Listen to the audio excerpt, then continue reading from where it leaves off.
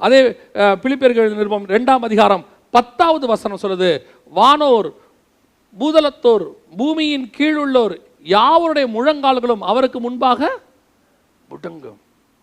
வானோர்னா என்ன? வானத்தில் உள்ள தூதர்கள், வானமண்டலத்தின் பொல்லாத சேனைகள். 2வது பூமியில் உள்ளோர் மனுஷங்க. இந்த பூமியில் உள்ளதான மனுஷன், காற்று, கடல், இங்கே இருக்கக்கூடியதான மிருகங்கள் எல்லாம் அவருக்கு முன்பாக முழங்கால் படியிடும். அதை தாண்டி பூமியின் கீழ் உள்ளோர், பாதாளத்தில் உள்ளவங்க. எவ்வளோ பெரிய விஷயம் பாருங்க. அப்படிப்பட்டதான அதிகாரத்தை யாருக்கு கொடுத்தாராமா? இயேசு கிறிஸ்துவுக்கு கொடுத்தாராமா. இந்த அதிகாரம் இயேசு சொல்றாரு, பிதா எனக்கு கொடுத்தது போல நான் உங்களுக்கு தருவேன். இப்படி ஒரு விஷயம் இருக்குன்றதே நமக்கு தெரியுமான்னு தெரியாது. நாம் இன்னும் பல விஷயங்களை பரலோகம் நமக்கு நியமித்து வச்சதை நம்ம யூஸ் பண்ணாமையே இருக்கிறோம். ஒரு முறை இந்திய அரசாங்கத்தில் ஒரு சர்வே வெளியிட்டாங்க. என்ன வெளியிட்டாங்கன்னா, கிட்டத்தட்ட ஒரு 530 எம்பிங்களுக்கு மேலே இருக்கிறோம் இல்லையா, நம்ம இந்தியன் எம்பிஸ் இருக்காங்க. ஒவ்வொருத்தருக்கும் தொகுதிக்கு இவ்வளோ நிதின்னு ஒதுக்கியிருப்பாங்க. அவங்கவுங்க தொகுதிக்கு செய்யலாம், அவ்வளோ நிதி ஒதுக்கி இருக்கிறாங்க. அதை அவங்க ப்ராப்பராக அந்த ப்ராஜெக்டை சொல்லி காசை வாங்கி தங்கள் தொகுதி மக்களுக்கு செய்யலாம். ஒரு இயர் எண்டில் அவங்க வெளியிடுறாங்க, எந்தெந்த தொகுதி எம்பிஸ் ஒரு பைசா கூட என்ன செய்யலையாம், கவர்மெண்ட்டுக்கிட்ட வாங்கலையாம். அப்படின்னா என்ன அர்த்தம்? இவங்க தொகுதிக்கு ஒன்றுமே செய்யலைன்னு அர்த்தம். அப்படியே கவர்மெண்ட்டுக்கிட்ட அந்த பணம் இருக்காமா, அப்படியே வச்சிருக்கிறாங்க. தமிழ்நாட்டு எம்பி ஒருத்தர் கூட அப்படியே பண்ணியிருந்தார், அவர் பேரும் வந்துருந்துச்சு. ஒரு பைசா வாங்கலையாமா, அப்படியே கவர்மெண்ட்டுக்கிட்ட இருந்துச்சான். அதை படிக்கும் போது எனக்கு ஆண்டவர் உணர்த்துறது என்னன்னா, இதே மாதிரி தான் ஆவிக்குரியவர்களாகிய நமக்கும் கர்த்தர் அநேக காரியங்களை பரலோகத்தில் வைத்திருக்கிறார். இந்த பூமியில பயன்படுத்தும்படிக்கு, ஆத்ம ரட்சிப்புக்கு பயன்படுத்தும்படிக்கு ஆண்டவர் அநேக காரியங்களை நமக்கு வச்சிருக்கிறார். ஆனால் இதை யூஸ் பண்ணுறதே கிடையாது. நம்மளை பொறுத்த வரைக்கும் ஆவிக்குரிய வாழ்க்கைனா என்ன? வந்தோம், கொஞ்ச நேரம் உட்காந்தோம், 2 மணி நேரம் ஆராதிச்சோம், போனோம். ஒரு காலத்தில் இதுவே பெருசு, இப்போ இன்னும் பெருசு. ஆராதிக்க வர்றதே பெரிய விஷயம். அந்த அளவுக்கு நம்ம வந்துட்டோம் இப்போ. ஏன்னா ஆராதிக்க கூடி வரவே முடியல, இப்போ கூடி வர்றதுக்கு ஒரு வாய்ப்பு கிடைச்சிருக்கு. இதுவே இப்போ பெரிய விஷயம். ஆனால் பரலோகம் பார்க்குது இதல்ல. பரலோகம் உங்களுக்கும் எனக்கும் பல காரியங்களை வச்சிருக்கு, மேன்மையான காரியங்கள். அதில் ஒன்று வசனம் சொல்லுது, இயேசுவுக்கு முன்பாக வானோர் பூதலத்தோர் பூமியின் கீழ் உள்ளோர் யாவருடைய முழங்கால்கள் என்ன செய்யுமா? முடங்கும். அந்த அதிகாரத்தை இயேசு யார்கிட்ட கொடுத்துருக்கிறாரு? நம்மகிட்ட கொடுத்துருக்கிறாரு. யோசித்து பாருங்க, வானமண்டலத்தின் பொல்லாத சேனைகள் எல்லாம் இயேசு நமக்கு கொடுத்துருக்கிற நாமத்தின் மூலமாக அந்த நாமத்தை யூஸ் பண்ணும்போது அவைகள் எல்லாம் நமக்கு முன்பாக முடங்கும். இன்னைக்கு நாம பிசாச நமக்கு முன்பாக முடங்குதா? நாம பிசாசை பார்த்து நடுங்குறோமா? நாம பிசாசை பார்த்து நடுங்குறோம். பிசாசு துரத்துற ஊழியன்னு சொன்னாலே பாதி பேர் கிளம்புறதில்ல வீட்டை விட்டு. நாங்கள் ஒரு வீட்டுக்கு பிசாசு துரத்துறதுக்கு கூப்பிட்டுருந்தாங்க. நாங்கள் அந்த வீட்டில் உள்ளாம தான் கூப்பிட்டாங்க. அந்த வீட்டில் இல்லை ஒருத்தருக்கு அது பிசாசு பிடிச்சிருக்கு. இப்போ நாங்கள் துரத்த போன உடனே அந்த வீட்டில் இருந்த அம்மா, நீங்கள் துரத்துங்க பாஸ்டர், துரத்தி முடிச்சான்னு கூப்பிடுங்க வரேன்ட்டு போயிட்டாங்க. எங்களுக்கு ரொம்ப ஆச்சரியமாக இருந்துச்சு. சரி, எல்லாம் முடிஞ்சிச்சு. முடிஞ்ச பிறகு அவங்க வந்தாங்க. இப்போ அவங்கள கேட்டோம், ஏன் நீங்கள் போயிட்டீங்கன்னு கேட்டோம். அப்போ அவங்க சொன்னாங்க, அது போகிற வேகத்தில் எனக்குள்ளே வந்துருச்சுன்னா. அந்த அம்மா விட்டு புறப்பட்டு போகும்போது ஆப்போசிட்டில் இவங்க நிற்கிறாங்களாம்மா. சரி, இவங்க ஃப்ரீயாக இருக்கிறாங்களே உள்ளே போயிடலான்னு நினைக்குமா. அவங்க சொல்கிறாங்க, அது போகிற வேகத்தில் எனக்குள்ளே வந்துருச்சுன்னா. நாம பிசாசை பார்த்து இப்போ எந்த அளவுக்கு ஆகிட்டோம்? நடுங்கிற இடத்துக்கு வந்துட்டோம். வசனம் சொல்லுது, அவைகள் நமக்கு முன்பாக முழங்கால் படியிடும். பாருங்க, அப்போஸ்தலர்கள் போகிறாங்க, ஒவ்வொரு கிராமத்துக்கு போகும்போது பிசாசே தானாகவே ஆடுதம்மா. உன்னதமான தேவனுடைய ஊழியக்காரங்கன்னு சொல்லுதான். இயேசு கிராமத்துக்குள்ளே போகிறாரு, உன்னதமான தேவனுடைய குமாரனேன்னு அது சொல்லுது. இப்போ ஆக்சுவலாக என்ன நடக்குதுன்னு கேட்டிங்கன்னா, நாம் கிராமத்தில் போய் பிசாசை கூப்பிட்டுக்கிட்டு நிற்கிறோம். நாம் இயேசு கிராமத்துக்கு போனால், அப்போஸ்தலர்கள் போனால், அங்கே இருக்கிற பிசாசு தான் என்ன செய்யும்? அது பேசும். இப்போ என்ன நடக்குதுன்னா, நம்மால் கிராமத்துக்கு போயிட்டு அங்கே இருக்கிற ஒவ்வொரு பிசாசையாக கூப்பிட்றான். அதுவும் போய் இப்போ என்னென்னா சர்வேலாம் எடுக்கிறாங்க. பிசாசுக்கு சர்வேலாம் இருக்குது. இப்போ எந்தெந்த ஏரியாவில் எந்தெந்த பிசாசு இருக்குது, அந்தந்த பிசாசுடைய ஃபேமிலி யார், அந்த பிசாசுக்கு முற்பிதாக்கள் யார், அதுக்கு எத்தனை பிள்ளைங்க பிறந்திருக்குது, அந்த பிள்ளைங்க பேர் என்னெல்லாம் எடுத்து தனித்தனியாக கட்டிக்கிட்டு இருக்கிறாங்க. இப்போ எங்கேயாவது இந்த மாதிரி வேலையை நீங்கள் பார்த்துருக்குறீங்களா?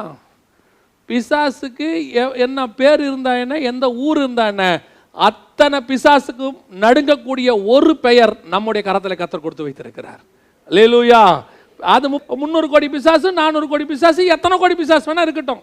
வசனம் சொல்றது ஒரு லேகியோன் இருக்கட்டும், 12,000 பிசாசு இருந்துட்டு போட்டோம், 6,000 பிசாசா இருக்கட்டும், வாட் எவர் இட் இஸ். ஆனால் ஒன்று மட்டும் உண்மை, எத்தனை ஆயிரம் பிசாசா இருந்தாலும் பயப்படக்கூடியதான ஒரு நாமத்தை கர்த்தர் நம் கையில் கொடுத்திருக்கிறார்.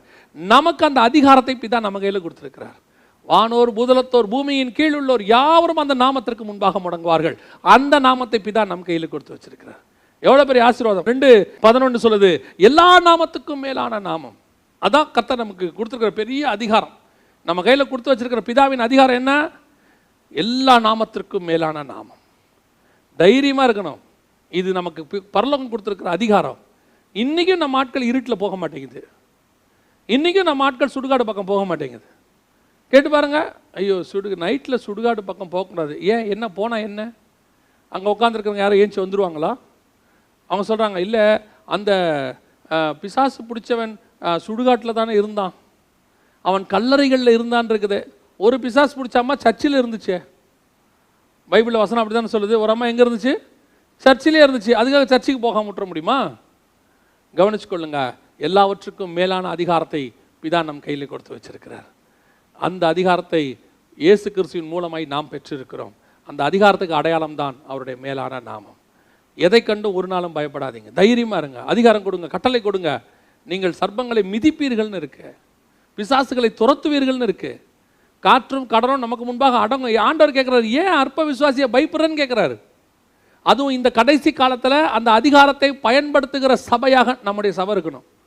சபைக்குள்ள இருக்கிற ஒவ்வொரு விசுவாசியும் அந்த அதிகாரத்தை பயன்படுத்துகிறதா இருக்கணும். கொரோனாவை பார்த்து நீங்க பயப்படக்கூடாது, உங்களை பார்த்து தான் கொரோனா பயப்படணும். ப்ரிகாஷன்ஸ் எடுக்க வேண்டியது அவசியம். நான் சொல்றேன், கொரோனாக்காக மாஸ்க் போடாதீங்க, எப்பவுமே மாஸ்க் போடுங்க. நம்ம ஊருக்கு மாஸ்க் கண்டிப்பாக போட்டு தான் ஆகணும் டஸ்ட்டுக்கு. கொரோனாக்காக மாஸ்க் போட்டது நல்லது. அதை விட முக்கியம், எப்பவும் மாஸ்க் போடணும். முந்தியெல்லாம் பார்த்தாலும் நம்ம எல்லாம் கட்சி கட்டிட்டு தான் போவாங்க. நிறைய பேர், நிறைய சிஸ்டர்ஸ் பார்த்தீங்கன்னா வண்டியில் போகும்போது முகத்தை மூடிக்கிட்டு தான் போவாங்க. ஏன்னா டஸ்ட் அப்படி இருக்கும். சிலர்லாம் இது வரைக்கும் போட்டிருப்பாங்க. காரணம் டஸ்ட்டு. அதுக்கு நீங்கள் பாதுகாப்பாக போகிறது நல்லது. ஆனால் கொரோனாவை கண்டு பயப்படாதிருங்கள். நம்மளை பார்த்து தான் வியாதி பயப்படணும். இந்த கொரோனாக்கு மட்டும் இல்லை, இதுக்கு அப்புறம் எந்த வியாதி வந்தாலும் அதுக்கும் சேர்த்து தான் இயேசு காயத்தை பட்டிருக்கிறார்.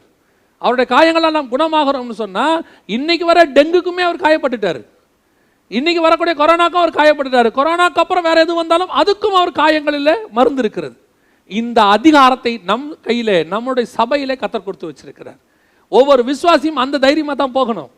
நீங்கள் வரும்போது எப்படி பயந்துட்டு வந்தீங்கன்னு தெரியாது, போகும்போது நீங்கள் தைரியத்தோடு தான் போகணும். காரணம், உங்கள் கையிலே பிதாவின் அதிகாரம் கொடுக்கப்பட்டிருக்கிறது. அல்லேலூயா. இந்த அதிகாரத்தை இயேசு நமக்கு வாங்கி கொடுத்திருக்கிறார். 33 ஆண்டு காலம் இயேசு அந்த பாடுபட்டு அதை வாங்கி நம்ம கையில் கொடுத்திருக்கிறார். சரி, இப்போ இந்த அதிகாரம் கிடைச்சிருச்சு, எதுக்கு யூஸ் பண்ணணும்? இந்த அதிகாரத்தை ஆண்டவர் என்ன செஞ்சிருக்கிறாரு? நம்ம கையில் கொடுத்துருக்கிறாரு. இதை எதுக்காக நம்ம யூஸ் பண்ணணும்? அதிகாரம் பெற்றவுடன் என்ன செய்யணும்? இயேசு என்ன செஞ்சார்? அதை மட்டும் நீங்கள் யோவான் எழுதின சுவிசேஷம் 13ஆம் அதிகாரத்தை திருப்பிக் கொள்ளுங்க. இப்போ நம்ம அதில் இருந்து தான் பார்க்க போகிறோம். யோவான் எழுதின சுவிசேஷம் 13ஆம் அதிகாரம் 3வது வசனத்தை திருப்பிக் கொள்ளுங்க. நம்ம அங்கிருந்து தான் இன்னைக்கு பார்க்க போகிறோம். இந்த அதிகாரம் பெற்ற உடன் நாம் என்ன செய்கிறோம்? நிறைய பேருக்கு இந்த அதிகாரம் வந்த உடனே ஒரு பெருமை வந்துடும் இல்லையா?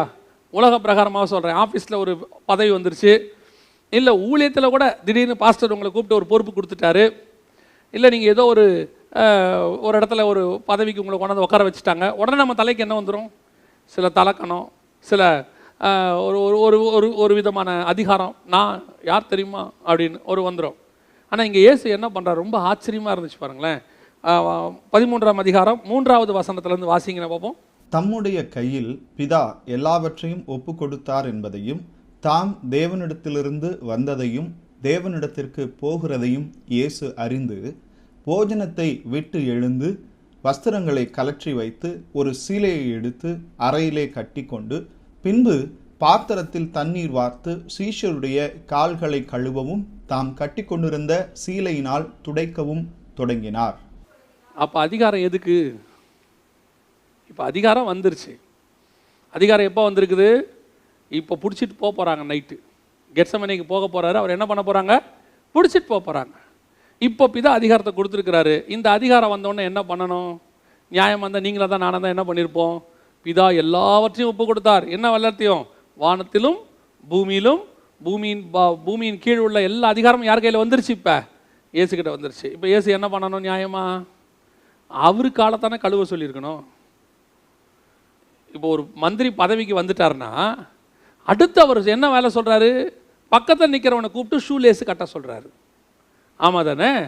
கொண்டாந்து செருப்பை போட சொல்கிறாரு.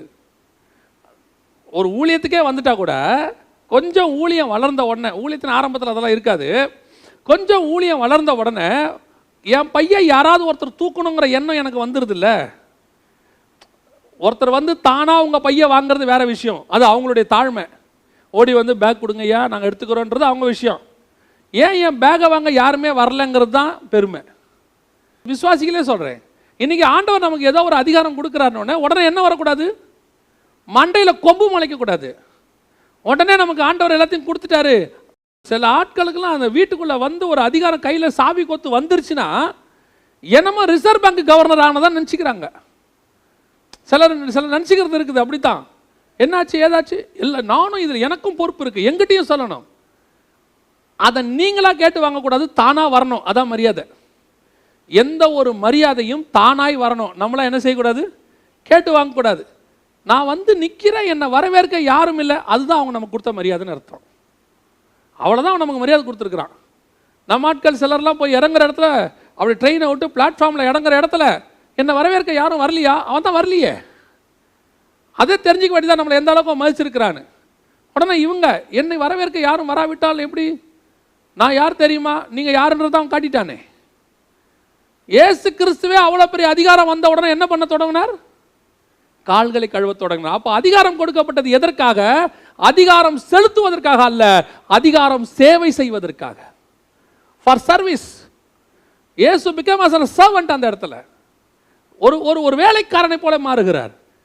இன்னைக்கு கிறிஸ்தவத்தில் மிஸ்ஸிங் என்ன தெரியுமா? எல்லாருக்குமே பேரு சர்வெண்ட் ஆஃப் காட், தேவனுடைய வேலைக்காரர்கள். அது ஊழியக்காரன்றதுனால நிறைய பேருக்கு அர்த்தம் தெரிய மாட்டேங்குது. தேவனுடைய வேலைக்காரர்கள். வேலைக்கு வந்திருக்கிறோம். இன்னைக்கு நமக்கு எந்த அளவுக்கு மண்டையில் கொம்பு ஏறுது? எங்கிட்ட இருக்கிற அதிகாரம் என்ன? இயேசு ஒரு இடத்துல சீஷர்கள் சொல்றாங்க, வானத்திலிருந்து அக்கினி இறக்கி இவங்களை என்ன செஞ்சிருங்க? சுட்டரிச்சு போட்டுருங்க. இயேசு கேட்கிறாரு, நீ என்ன ஆவி உடையவன்? நீ என்ன ஆவிடா உடையவன்? இன்னைக்கு ஆண்டவர் கேட்குற கேள்வி அதுதான். விசுவாசிக்கு ஆண்டவர் அதிகாரம் கொடுக்குறாரு. இப்போ நம்ம பார்த்தோம், இதுக்கு முன்னாடி நம்மகிட்ட அதிகாரம் கொடுத்துருக்கிறாரு, வல்லமை கொடுத்துருக்கிறாரு. 3 வருஷம் பிதாவுடைய அதிகாரத்தை சம்பாரிச்சு நம்ம கையில் கொடுத்துருக்கிறாரு. எதற்காக? அவருக்கு சேவை செய்வதற்காக, அடிமையின் ரூபம் எடுப்பதற்காக. அது வந்த உடனே என்ன வந்துடக்கூடாது? இன்னைக்கு நிறைய பேருக்கு அதான் வந்து நிற்கிது, மண்டைக்கு மேலே, தலைக்கு மேலே தலை கணம் வந்து நிற்கிது. நான் யார் தெரியுமில்ல? ஊழியத்தின் பாதையிலும் இருக்குது, விசுவாசியும் இருக்குது, வீட்லேயும் இருக்குது, ஆஃபீஸ்லேயும் இருக்குது. ஆண்டவர் உங்களோட இடத்துல கொண்டு போய் உயர்த்தி வைக்கிறாரா? வச்ச உடனே சொல்லணும், இது கிருபை ஆண்டவரே, இந்த இடத்துல நான் இருப்பது கிருபை. அந்த ஆடு மேய்க்கிறவனை கொண்டு வந்து ஆண்டவர் ராஜாவை உட்கார வச்சுட்டாரு. காலம் வந்துச்சு, அவன் ராஜான்னு ப்ரூஃப் பண்ணி பயங்கரமான ராஜாவாயிட்டான். எல்லாரும் அவனை புகழ்கிறாங்க. ஒரே ஒரு அம்மா மட்டும் சொல்லுது, ஆடு மேய்க்கிறவன் நிரூபிச்சிட்டியா நீ? வஸ்திரத்தை களைஞ்சு போட்டு இப்படி ரோட்டில் ஆடுறிய அப்படின்னு கேட்ட உடனே அவன் சொன்ன வார்த்தை என்ன தெரியுமா? அவன் சொல்கிறான், ஆடுகளுக்கு பின்னால் அலைந்து கொண்டிருந்த என்னை இஸ்ரவேலுக்கு ராஜாவாக மாற்றினார். ஒரு நாளும் பழசை மறக்கவே கூடாது. கர்த்தர் உன்னை ராஜாவாக உட்கார வச்சாலும் எதை மறக்கக்கூடாது? பழசை மறக்கக்கூடாது. எங்கிருந்து வந்தோன்றதை மறக்கக்கூடாது. நிறைய பேருக்கு மறந்து போகுது. நான் யார் தெரியுமா? நான் எங்கேருந்து வந்தேன் தெரியுமா? ஆண்டவர் சொல்கிறாரு, நீ எங்கேருந்து வந்தது கொஞ்சம் நினச்சிப்பார். இயேசு கிறிஸ்துவே காலக்கலவை தொடங்கிட்டாருங்க. கிறிஸ்தவம் என்பது தாழ்மையின் அடையாளம். கிறிஸ்தவம் என்பது சேவையின் அடையாளம். இங்கே ராஜாக்களை போல வாழ கர்த்தர் நம்மளை அழைக்கல. உள்ளுக்குள்ளதான் ராஜாக்களை போல இருக்கணும், வெளியே ஆசாரியனை போல தான் இருக்கணும். இயேசு கிறிஸ்து உள்ளுக்குள்ள ராஜாவாகவும் வெளியே ஆசாரியனாகவும் இருந்தார். இன்னைக்கு தாழ்மை மிஸ்ஸிங். இயேசு கிறிஸ்து கொண்டாந்து கொடுக்குறாங்க. இப்போ பாருங்க, பிதா அதிகாரத்தை கொடுத்துட்டார். இப்போ இயேசு வந்து பிடிக்கிறாங்க. என்ன செய்ய போகிறாரு? கம்யூனியனை முடிச்சுட்டு கெட்சமனைக்கு போகிறாரு. போனோடனே இப்போ வந்து அவரை பிடிக்க போகிறாங்க. பிடிச்ச உடனே இயேசுவை இப்போ இந்த அதிகாரத்தை வச்சு இயேசு என்ன பண்ணணும்? நம்மளாக இருந்தால் என்ன பண்ணியிருப்போம்? என் மேலேயே கையை வைக்கிறீங்க, பார்க்குறியா? நான் கூப்பிட்டா ஒரு லேகியோனுக்கு அதிகமான ஆட்களை பிதா எனக்கு அனுப்புவார், பார்க்குறியா?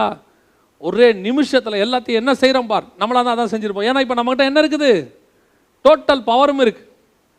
இயேசு வந்து 18ஆம் அதிகாரம், யோவான் எழுதின சுவிசேஷம் 18ஆம் அதிகாரத்தில் இயேசுவை கெத்செமனேல வந்து பிடிக்கிறாங்க 6வது வசனத்தில்.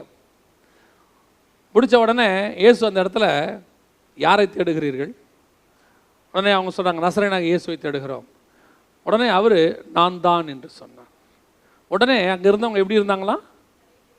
தரையிலே பின்னிட்டு விழுந்தார்கள். அப்படி தானே இருக்குது, பின்னிட்டு விழுந்தார்கள். ஏன் விழுந்தான்? இயேசு நான் தானோன்னு ஏன் விழுந்தான்? இந்த நான் தானா என்ன? இங்கிலீஷில் ஐயாம்னு இருக்கும். ஐயாம்ங்கிறது எந்த ஐயாம்? யாத்ரா 3ஆம் அதிகாரத்தில் மோசே உம்முடைய நாமம் என்னவென்று கேட்பார்களே, அப்போ ஆண்டவர் சொல்லுவார், இருக்கிறவராகவே இருக்கிறேன். அதுக்கு இங்கிலீஷில் என்ன இருக்குன்னா ஐ ஆம் ஹூ ஐ ஆம் அப்படின்றது. அந்த ஐ ஆம் இங்கே வருது, அந்த பவர் இங்கே வருது. இயேசு போய் நிற்கிறார். இவராக தான் வாலண்டியராக போய் கேட்குறாரு, யாரை பார்த்து தேடுறீங்க? ரொம்ப நேரமாக இருட்டில் தேடிட்டு இருக்கிறீங்களே. நசரேயனாகிய இயேசுவை தேடுகிறோம். இப்போ இயேசுக்கிட்ட வந்து ஒரு வல்லமை புறப்படுது பாருங்களேன். அது நேச்சுராக டிஃபால்ட்டாக அவருக்குள்ளே இருக்குது, டிஃபால்ட்டாகவே இருக்குது. ஐ ஆம் அந்தனோடனே நான் தான் அப்படின்னு உடனே வசனம் என்ன சொல்லுது? அவர்கள் பின்னிட்டு அந்த பவர், அந்த நாமத்துக்கு உண்டான ஒரு வல்லமை அவருக்குள்ள இருந்து புறப்படுகிறது. அப்படின்னா எவ்வளவு அதிகாரம் அவர்கிட்ட இருக்கு பாருங்க.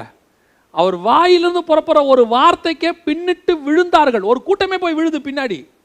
அப்போ அவர் வாயின் வார்த்தைக்கு அவ்வளோ வல்லமை இருக்குன்னா கையின் கிரியைக்கு இன்னும் எவ்வளோ வல்லமை இருக்கும்? இப்போ இயேசு பார்த்தாரு, இப்படியே இருந்தால் இந்த பயலும் என்ன செய்ய மாட்டாங்க, நம்மளை பிடிக்கவே மாட்டான். ஒரு பயலும் கிட்டேயே வர முடியாது. நான் தான் சொல்ல சொல்ல இவன் விழுந்துக்கிட்டே தான் இருப்பான். வசனம் சொல்லுது, அவர் தாமே தன்மை ஒப்பு கொடுத்தார். அப்படின்னா என்ன அர்த்தம்? நானா கொடுத்தா தாண்டா நீ என்னை வந்து பிடிக்க முடியும். இவ்வளவு அதிகாரத்தையும் வச்சுக்கிட்டு இயேசு கிறிஸ்து தன்னை தானே ஒப்பு கொடுத்தார். அப்போ அதிகாரம் என்பது எதற்காக? செலுத்துவதற்காக அல்ல, பிதாவின் சித்தத்தை செய்வதற்காக. இப்போ இவ்வளோ அதிகாரத்தையும் வச்சிருக்கிறார் இயேசு. வச்சுட்டு என்ன பண்ணணும்? நம்மளா தான் என்ன பண்ணுவோம்? என்ன கர்த்தர் ஆர்டன் பண்ணியிருக்கிறாரு, I am a man of God. சரி, ஓகே, ரைட், என்ன பண்ணலாம்? அந்த அபிஷேகத்துக்கு ஒரு மரியாதை இருக்குது. ஆனால் அந்த மரியாதையை மிஸ்யூஸ் பண்ணக்கூடாது.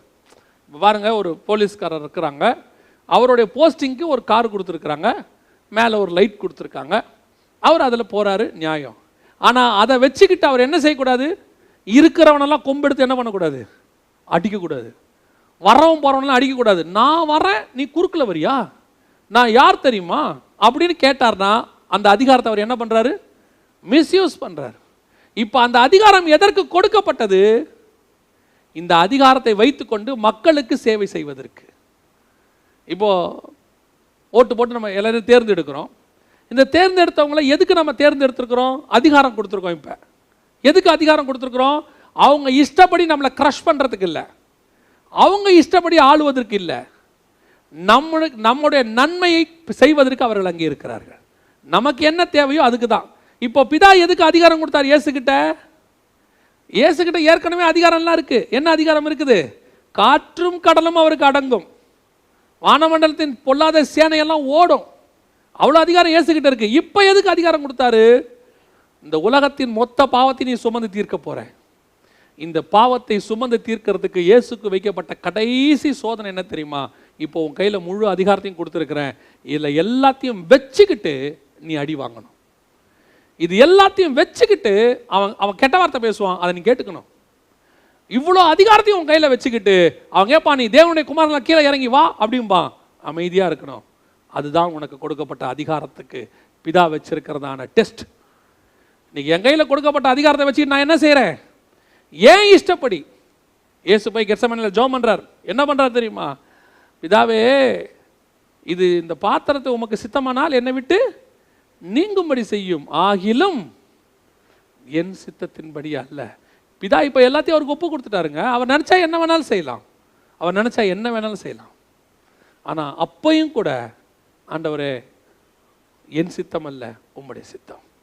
பல நேரங்களில் இல்லாமையில் நம்ம தேவ சித்தத்தை செய்கிறது ரொம்ப ஈஸி தெரியுமா உங்களுக்கு? குறைவுகள் இருக்கும்போது நம்மக்கிட்ட காசே இல்லை. இப்போ ஆண்டவர் சமூகத்தில் உட்காந்து, ஆண்டவரே நீரே எனக்கு கொடுங்கன்னு கேட்கும் போது அவர் கொடுப்பாரு. அது தேவ சித்தமாக தான் இருக்கும், ஏன்னா அவர் தானே கொடுக்குறாரு. இப்போ மொத்த பணமும் நம்ம கையில் இருக்கும்போது தேவ சித்தத்தை செய்கிறது தான் கஷ்டம். ஏன்னா இப்போ பணம் இருக்குது, நம்மக்கிட்ட ப்ராஜெக்ட்ஸ் இருக்குது, அதை செய்யறதுக்கு பலனும் இருக்குது. நம்ம நினச்சா என்ன செய்யலாம்? நம்ம இஷ்டப்படி செய்யலாம். இப்போ தாவீதுக்கு ஆட்களை எண்றதுக்கான அதிகாரம் இருக்கு, எண்ணக்கூடிய ஆட்களும் இருக்கிறாங்க. தாவீது சொன்னா அவங்க என்ன செய்வாங்க? போய் இஸ்ரவேல்ல எவ்வளவு பேர் இருக்கிறாங்கன்னு எண்ணிட்டு வந்துருவாங்க. இப்போ அவனுக்கு கொடுக்கப்பட்ட அதிகாரம் அதற்கு அல்ல, அதை அவன் செய்யவே கூடாது. அதைத்தான் சொல்ல வரேன். நம்ம கிட்ட பிதா கொடுத்திருக்கிற அதிகாரம் நம் சித்தத்தை செய்வதற்கு அல்ல, பிதாவின் சித்தத்தை செய்வதற்கு. அவர் சித்தம் என்னன்றதை கேட்டு அதை நம்ம செய்யணும். இன்னைக்கு நமக்கு அதிகாரம் கிடைச்ச உடனே ஊழியத்தின் பாதையிலையோ ஆவிக்குரிய வாழ்க்கையிலையோ நீங்கள் கஷ்டப்படும் போது பிதா பார்க்குறாரு, ஐயோ இவங்க கஷ்டப்படுறாங்களே, இந்த கஷ்டத்தில் உண்மையாக இருக்கிறாங்களே, இந்த உபத்திரவத்தில் உண்மையாக இருந்தாங்களே, ஊழியத்தின் பாதையில் ஆரம்ப காலத்தில் வரும்போது இவங்க இவ்வளோ கஷ்டப்பத்திலையும் என்னிடத்துல உண்மையாக இருந்தாங்களேன்னு பார்த்துட்டு பிதா என்ன செய்கிறாரு? கொஞ்சம் அதிகாரத்தை நமக்கு தர்றாரு. அந்த அதிகாரம் வந்த உடனே என்ன வருது? மிஸ்யூஸ் பண்ண ஆரம்பிக்கிறோம். இப்போ இயேசு கிறிஸ்து அந்த அதிகாரம் வந்த உடனே கால்களை கழுவ தொடங்கினார். தாழ்மை வருது பாருங்க. எல்லாரை விட அழகாக ஒருத்தனை படைச்சார். யாரை படைச்சாரு? பிசாசை படைச்சார். பிசாசு படைச்சி எல்லாரை விட அழகாக படைச்சி அவனை கொண்டு போய் காப்பாற்றுவதற்காக உண்டாக்கப்பட்ட கேருப். இந்த கேருபை வச்ச உடனே இவனுக்கு ஒரு ஆசை வருது, நம்ம ஏன் அந்த இடத்துக்கு போகக்கூடாது, நம்ம ஏன் அங்கே போய் சிங்காசனத்தை போடக்கூடாது. இவனுக்கு எல்லா அதிகாரம் கொடுத்துருக்காரு. காப்பாற்றுவதற்காக உண்டாக்கப்பட்ட கேருப், இவனுக்கு முழு அதிகாரமும் கொடுத்துருக்கிறாரு. சிருஷ்டிப்புக்கும் தேவனுக்கும் நடுவில் இவன் தான் இருக்கிறான், முழு அதிகாரம் இருக்கு. இப்போ இவன் பார்க்குறான், நான் இன்னும் அங்கே போனால் எப்படி நல்லா இருக்கும். இதைத்தான் இயேசு கிறிஸ்து பிலிப்பியர் 2ஆம் அதிகாரத்தில் வசனம் சொல்லுது, 6ஆம் வசனத்தில், அவர் தேவனுடைய ரூபமாய் இருந்தும் தேவனுக்கு சமமாய் இருப்பதை கொள்ளையாடின பொருளாய் எண்ணாமல். இப்போ பிதா அவருக்கு ஈக்குவல் ஆக்கிட்டாரு, எல்லாவற்றையும் ஒப்பு கொடுத்துட்டாரு. அதுதான் யோவான் 13. பிதா எல்லாத்தையும் ஒப்பு கொடுத்துட்டார். அவர் தேவனுக்கு சமமாக ஆக்கிட்டார், தனக்கு ஈக்குவலாக மாற்றிட்டார் இயேசுவை. எல்லாம் ரெடி ஆயிடுச்சு. இப்போ இயேசு என்ன பண்ண போறாருன்னு பார்க்குறாரு. இதான் டெஸ்ட். ஏன் இதே டெஸ்ட்டை ஒருத்தனுக்கு நான் வச்சேன், லூசிஃபர்னு ஒருத்தனுக்கு அப்படியே கொண்டாந்து எனக்கு கீழே ஒரு ஸ்டெப்பு கீழே கொண்டாந்து வச்சேன். அவன் என்ன செஞ்சான்? என் ஸ்டெப்புக்கு வர ஆசைப்பட்டான். இப்போ இயேசு அதே இடத்துக்கு நான் கொண்டாந்துருக்கிறேன். இப்போ இயேசு என்ன பண்ணுறாரு? பிதா பார்க்குறாரு. இயேசு வசனம் சொல்லுது, தம்மை தாமே வெறுமையாக்கி தேவனுக்கு சமமாய் இருப்பதை கொள்ளையாடின பொருளாய் எண்ணாமல். நீங்கள் என்னை வச்சுட்டீங்க ஆண்டவரே, ஆனால் நான் அதை என்ன நினைக்கல, உங்களுக்கு சமமாக இருக்க நினைக்கல, நான் அடிமையின் ரூபம் எடுத்து. இன்னைக்கு கடைசி காலத்தில் கொஞ்சம் பேர் என்ன சொல்லிட்டு இருக்கிறாங்கன்னா, நாம் தேவனுக்கு ஈக்குவல், நாமெல்லாம் தேவர்கள், வி ஆர் காட்ஸ், நாமெல்லாம் கடவுள்கள், நான் கடவுள் அப்படின்லாம் ஒரு குரூப் சொல்லி தெரியுது. கிறிஸ்தவத்தில் சொல்கிறேன். இயேசு கிறிஸ்துவே வசனம் சொல்லுது, தேவனுக்கு சமமாக இருப்பதை கொள்ளையாடின பொருளை எண்ணாமல். அவரே தன்னை தாழ்த்திக்கிட்டாராம்மா, அவரே தன்னை தாழ்த்திக்கிட்டாரு. பிதா அவரை கொண்டு வந்து உட்கார வச்சுட்டார் தமக்கு சமமா. இவங்கெல்லாம் அதுக்கு கால் தூசிக்கு கூட வரமாட்டாங்க. இவங்க எல்லாவற்றையும் அவருக்கு தாழ்த்தின இயேசு, இயேசுக்கு எல்லாத்தையும் தாழ்த்திட்டார் பிதா, எல்லாத்தையும் கொடுத்துட்டார், எல்லா அதிகாரத்தையும். அவ்வளோ வாங்கின இயேசுவே அமைதியாக ஏஞ்சி காலை கழுவுறாரு. இதுகிட்டலாம் ஒன்றுமே இல்லை.